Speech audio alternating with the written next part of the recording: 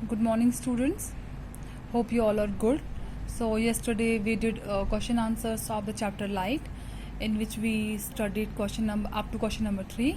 So for today we will continue our question number 3, remaining parts of the question number 3.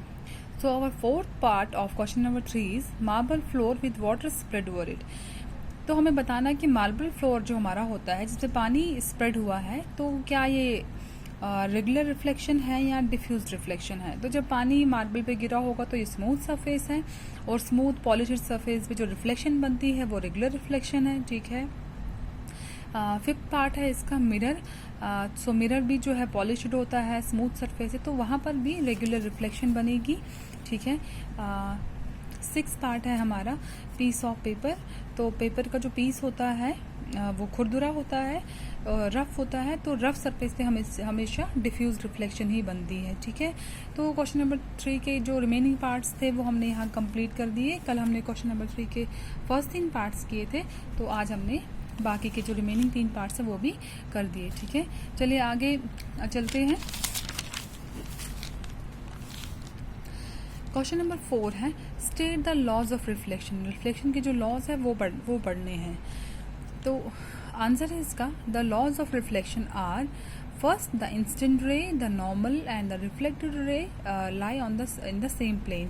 कहते हैं कि जो पहला लॉ ऑफ रिफ्लेक्शन है वो है कि इंस्टेंट रे जो होता है और जो नॉर्मल होता है और रिफ्लेक्टेड रे ये एक ही प्लेन पे लाई करते हैं। ठीक है। और दूसरा है the angle of incidence is equal to the angle of reflection. जो एंगल ऑफ इंसिडेंस होता है मतलब angle of incidence is equal to angle of reflection. ठीक है। तो पहला लॉ है इंसिडेंट रे और नॉर्मल जो है और रिफ्लेक्टेड रे ये एक ही प्लेन पे आते हैं। ठीक है। ये 2 लॉज ऑफ रिफ्लेक्शन है। ठीक है। सो क्वेश्चन नंबर 5 हमारा है fill in the blanks. Fill in the blanks है। ठीक है। पहला फिलअप है हमारा a person 1 metre in front of a plane mirror seems to be dash metre away from his image. कहते हैं कि एक पर्सन है, एक इंसान है जो प्लेन मिरर के सामने 1 मीटर की दूरी पे खड़ा है। तो जब उसी इंसान की इमेज प्लेन मिरर में बनती है तो वो कितनी दूरी पे बनेगी? तो वो 2 मीटर की दूरी पे बनेगी। क्योंकि ऐसा क्यों होगा? क्योंकि प्लेन मिरर पे जब इमेज बनती है उसमें क्या होता है, उसमें एक तो ऑब्जेक्ट की डिस्टेंस हमें देखनी है जो 1 मीटर है, और उसके बाद जब उसी प्लेन मिरर में इमेज बनेगी उसी ऑब्जेक्ट की तो वहाँ पर भी सेम डिस्टेंस आएगा 1 metre. So 1 metre distance of the object plus 1 metre image of the object वो भी 1 मीटर आएगा, that is equal to 2 metre. तो 2 मीटर की डिस्टेंस पे हमें वो दूर दिखेगा मिरर से, प्लेन मिरर से। बी पार्ट है if you touch your dash ear with the right hand in front of a plane mirror it will be seen in the mirror that your right ear is touch with left hand. कहते हैं कि अगर आप अपने left कान को touch करोगे right hand से mirror plane mirror के सामने तो ऐसा लगता है कि आपने अपने राइट ईयर को टच किया है लेफ्ट हैंड से। तो रीज़न इसका क्या है? कहते हैं कि जब भी प्लेन मिरर पे स्पेशली इमेज बनती है वो हमेशा लेटरली इन्वर्टेड बनती है। लेटरली इन्वर्टेड मतलब वो कि जो फिनोमेना है इसका लेटरली इन्वर्जन का, इसमें राइट लेफ्ट दिखता है और लेफ्ट राइट दिखता है। ठीक है। इसलिए हमें मिरर में जब हम कॉम करते हैं या कुछ ऐसी एक्टिविटी करते हैं तो हमें लेफ्ट को राइट दिखता है और राइट को लेफ्ट दिखता है। ठीक है।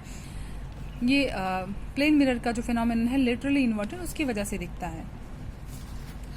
सी पार्ट है हमारा the size of pupil becomes larger when you see in dim light. जब हम रात में देखने की कोशिश करते हैं तो हमारे जो प्यूपिल है हमारी आंख के अंदर जो होता है उसका साइज जो है वो बढ़ जाता है। ऐसा क्यों होता है? ऐसा इसलिए होता है कि प्यूपिल जो है वो हमेशा कोशिश करता है कि ज़्यादा से ज़्यादा लाइट जो है हमारे रेटिना पे पड़े, सो दैट जो है हम डिम लाइट में भी देख पाए। इसीलिए प्यूपिल का जो साइज है वो बड़ा हो जाता है। डी पार्ट है हमारा नाइट बर्ड्स। डी पार्ट है हमारा night birds have lesser cones than rods in their eyes. कहते हैं कि जो भी नाइट बर्ड्स हैं जो रात में जिनको दिखता है उनके जो है आंखों में कॉन्स कम होते हैं जबकि रॉड्स जो है वो ज़्यादा होते हैं। ऐसा इसलिए होता है कि नाइट बर्ड्स जो है उनको शाम को दिखता नहीं है, इसलिए उनके रेटिना पे रॉड्स ज़्यादा बनते हैं एज कम्पेयर टू कॉन्स। इसीलिए नाइट बर्ड्स में रॉड्स ज़्यादा होते हैं एज कंपेयर टू कॉन्स। ठीक है, तो यहाँ पर हम अपना आज का टॉपिक यहीं पे कंक्लूड करते हैं। कल हम अपने इस टॉपिक को फर्दर क्वेश्चंस के साथ आगे कंटिन्यू करेंगे। ठीक है, take care and thank you.